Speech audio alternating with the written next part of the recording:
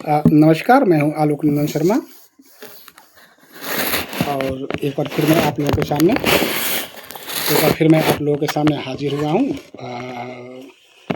कुछ कहने के लिए। और लंबे समय से बहुत लंबे समय से मतलब कि मैं इच्छा थी कि मैं लगातार कुछ बोलूँ, कुछ करूँ, और इधर ये इच्छा कुछ ज़्यादा बलवती हो गई है, तो फिर मैं आप लोगों के सामने आ रहा हूँ, आप लोगों के साथ रूबरू हो रहा हूँ और फिर बातें कर रहा हूँ।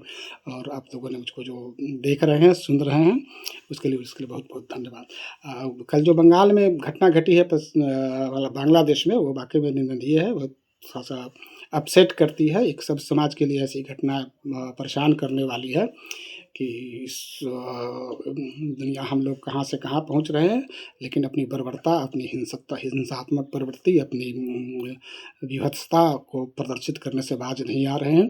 और जो लोग भी ऐसा कर रहे हैं, उनको रोका जाना चाहिए, और उनको रोकने के लिए वो सब कुछ सारे सख्त कदम उठाया जाना चाहिए जिसकी आवश्यकता बांग्लादेश में है।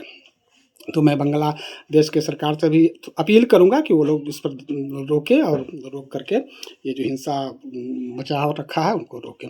खैर, अब हम चलते हैं, आगे बढ़ते हैं और फिर बात करते हैं फ्रेंच रिवॉल्यूशंस के लिटरेरी पर्सन्स पर। जिस वक्त फ्रांस में क्रांति हुई थी, उस वक्त के जो लिटरेरी पर्सन थे, उन लिटरेरी पर्सन्स पर बात करते हैं। वहाँ के थोड़ा सा नेता लोग थे, उन पर बात करते हैं, उसका उस समय के माहौल पर बात करते हैं। पिछले में वीडियो मैंने आपको रूसो से परिचित कराया था, इस बार वॉल्टेयर से परिचित करा रहा हूँ। वॉल्टेयर एक बहुत शानदार साहित्यकार हुआ फ्रांस का, और जिसको फ्रांस की जनता ने खूब पढ़ा, और फ्रांस के साथ साथ पूरे यूरोप के लोगों ने उसको खूब पढ़ा है। और बेसिकली वो व्यंग लिखता था, और शानदार तरीके से व्यंग लिखता था, और उसके व्यंग बहुत मारक व्यंग होते थे। और उसने उस समय फ्रांस की महारानी पर उसका एक चर्चित व्यंग लिखा गया था, जो कि मेरी अंतोनियोत थी। बहुत पतली कमर वाली, खूबसूरत छरहरी बदन वाली थी।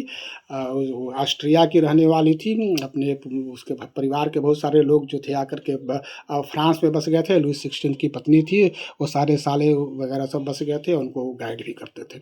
और ये बहुत तुनक मिजाज भी थी, बद दिमाग भी थी, और अपना एक अलग दरबार लगाती थी, और अपने गोद में हमेशा एक कुत्ते को रखती थी। वो कुत्ता को लेकर उसको पुचकारती रहती थी। तो वोल्टेयर ने स्पेशली उस कुत्ते को लक्षित करते हुए, अपने आप को उस कुत्ते के साथ जोड़ते हुए, अपनी इच्छा व्यक्त करते हुए एक आलेख लिखा था, एक व्यंग्य लिखा था, जिसमें उसने यह बताया था कि काश मैं मैरी अंतोनियोत का कुत्ता होता, और मैरी अंतोनियोत के कुत्ता होता तो उसके गोद में बैठने का मुझको अवसर मिलता।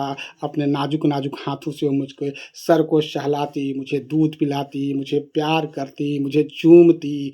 और इस तरीके के उसने एक आलेख लिखे थे, और उस आलेख को पढ़ने के बाद, उस व्यंग आलेख को पढ़ने के बाद पूरे फ्रांस के लोगों को लगा था कि अरे तरीके, हमारी ज़िंदगी जो है तो कुत्ते से ही बदतर हो गई है। वो मैरी अंतोनियोत का कुत्ता कहाँ ऐश मौज कर रहा है, और हम लोग कहाँ कि दाने दाने को तरस रहे हैं, टैक्स के नीचे दबे हुए हैं, और परेशान हाल है, और ज़िंदगी पूरी तरीके से घिस रही है। इसके बावजूद बहुत सारी मुश्किलें हैं। तो ये उन लोगों को ये एहसास हुआ, और वो चर्चित व्यंग के बाद थोड़ी सी कुलबुलाहट हुई समाज में, और जिसका नतीजा ये हुआ कि आने वाले समय में लोग मानसिक तौर पर लुई 16 के खिलाफ हो गए। उसके बाद उनको उखाड़ फेंकने की बात करने लगे। एक और इंटरेस्टिंग कैरेक्टर्स आपको है, एबेसिये है, उसने भी बहुत कुछ लिखा फ्रांस के बारे में, और फ्रांस में स्पेशल थर्ड स्टेट के बारे में उसने लिखा था। और वो प्रश्नोत्तरी शैली में लिखता था, और लोगों को जागरूक करता था कि थर्ड स्टेट क्या है।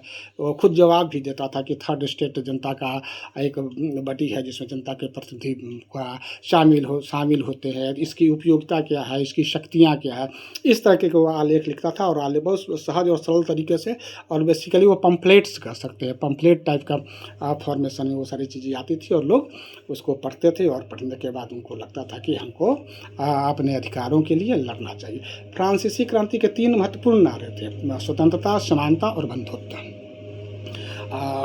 ये तीनों नारे जो थे, ये फ्रांस, इसको कह सकते हैं कि ये मॉडर्न वर्ल्ड का जो नींव पड़ा है, उसके बेस में यही तीनों नारे हैं: स्वतंत्रता, समानता और बंधुत्व। और स्पेशली जब फ्रांस की जो क्रांति हुई थी, पूरा वहाँ जो राजवंश को, बुर्बुआ राजवंश को हटाया गया था, उस राजवंश को हटाने के बाद, पूरे राजवंश की किलिंग के बाद, उन लोगों ने जो नया सिस्टम एस्टेब्लिश किया था, उसमें एक एक स्पेशल एक तर्क की देवी की उन लोगों ने पूजा की थी। तर्क की देवी को बैठाया था, उसको पूजा था और यह प्रण लिया था कि आने वाले समय में हम लोग तर्क के सहारे आगे बढ़ेंगे और तर्क को ही प्राथमिकता देंगे और भावनाओं में बह कर के हम लोग कोई काम नहीं करेंगे। तो ये सब जो तीन नारे थे वो बेसिकली लीड करते रहे, फ्रांस की के लोगों को लीड करते रहे, वहाँ के मनोविज्ञान, वहाँ के आत्मा सबको लीड करते रहे। और आज भी ये तीनों नारे जो हैं वो पूरे दुनिया में जो जितने भी संविधान हैं उसके मूल में यही तीन नारे इस्टेब्लिश करते हैं। एक इम्पॉर्टेंट घटना फ्रेंच रिवॉल्यूशन के साथ साथ अमेरिका का स्वतंत्रता संग्राम है। अमेरिका में जितने भी लोग थे जो स्वतंत्रता संग्राम का जो दोनों का एक दूसरे से रिलेशंस है, स्वतंत्रता अमेरिका के स्वतंत्रता संग्राम के बाद सुन करके जो फ्रांस लौटे थे उन लोगों ने बहुत फ्रांसीसी रिवॉल्यूशन को प्रभावित किया था और वहाँ के लिटरेचर को भी प्रभावित किया था। तो इस तरीके की स्थिति हुई थी। एक सबसे इंटरेस्टिंग करेक्टर्स जो है आपको फ्रेंच रिवॉल्यूशन के दौरान मिलेंगे, वो रॉबस्पियर मिलेंगे। एक जज है, वो एक अद्भुत टाइप का जज है, बहुत करुण स्थिति में लोगों को सज़ा देने के दौरान उसको बहुत दुख होता है। वो खुद अपनी डायरी में लिखता है कि मैं तो जब भी लोगों को सज़ा देने के लिए बैठता हूँ तो मुझे काफ़ी तकलीफ़ होती है, मैं नहीं चाहता हूँ कि लोगों को सज़ा दूँ। लेकिन जब जैकोबिन क्लब के नेतृत्व में वो उसका सरकार बनती है, वो सर्वेसर्वा बनता है, तो फ्रांसीसी क्रांति की आत्मा को बचाने के लिए जो फ्रांसीसी क्रांति के कोर वैल्यू थे, स्वतंत्रता, समानता और बंधुत्व को बचाने के लिए एक के बाद एक लोगों को किल करने का सिलसिला शुरू कर देता है। और वो ऐसा किलिंग करता है कि वो पूरा फ्रांस दहल जाता है। और उसके लिए स्पेशली जो किलिंग की जो व्यवस्था की जाती है वो भी स्पेशली एक गिलोटिन नाम के मशीन से की जाती है, जो कि एक दो पार्ट में वो लकड़ी में बंधा होता है, बीच में एक ब्लेड लगा होता है और सार्वजनिक तौर पर जिस व्यक्ति को सज़ा सुनाया जाता है उसको गिलोटिन के नीचे रख करके ऊपर से उसको किल कर दिया जाता है। तो इस तरीके की सिस्टम को लीड करता है वो जज। और बाद में उसकी भी उसी तरीके से हत्या होती है, उसको भी उसी तरीके से सजा दे करके उसी गिलोटिन पर चढ़ा करके मारा जाता है। तो फ्रांसीसी रिवॉल्यूशंस और उसके निहितार्थ और उसके बहुत सारे जो राइटर्स थे, बहुत सारे जो कैरेक्टर्स थे, लीडर्स थे, एक इम्पोर्टेंट लीडर्स है उनके बारे में हम लोग बात करते रहेंगे। एक इम्पोर्टेंट लीडर्स है फ्रांस का जिसका नाम मिराबियो है। मिराबियो के बारे में कहा जाता है कि वो थर्ड स्टेट्स का नेता था। थर्ड मतलब कि तीसरे जो लेयर के जो जनता थी उनका प्रतिनिधित्व करता था और वो थर्ड स्टेट का इलेक्टर था। बहुत आक्रामक था और भाषण देने की उसकी शैली भी बहुत आक्रामक थी और उसका चेहरा भी उसी समय बहुत खुरदरा था और बहुत बदसूरत चेहरा था।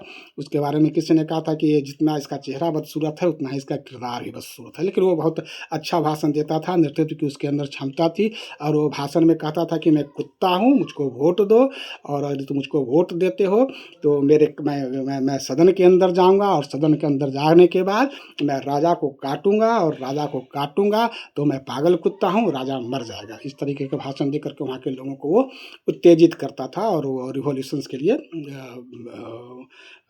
एग्रेसिव करता था। तो मुझे लगता है कि इन सारे किरदारों को जानना समझना आज के आधुनिक युग में इसलिए भी ज़रूरी है कि हम जानें कि दुनिया में आधुनिक दुनिया की जो नींव पड़ी है उसमें क्या है, कैसे हुआ है।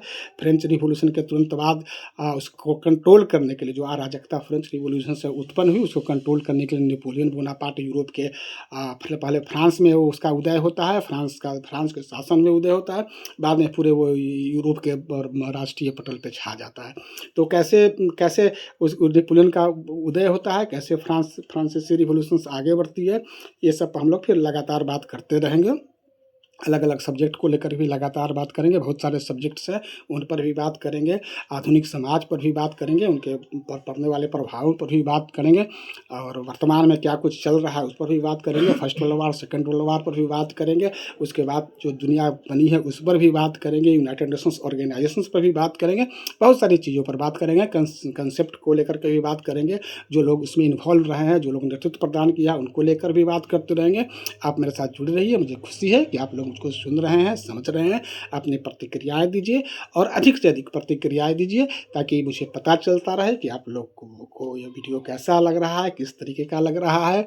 अपनी पसंद नापसंद से मुझको अवगत कराइए और आलोचना भी जम करके कीजिए और मतलब एक डेमोक्रेटिक प्लेटफॉर्म की तरह आप मतलब कि इस पर पेश आइए और मैं चाहूँगा कि आप सब कुछ बोलें।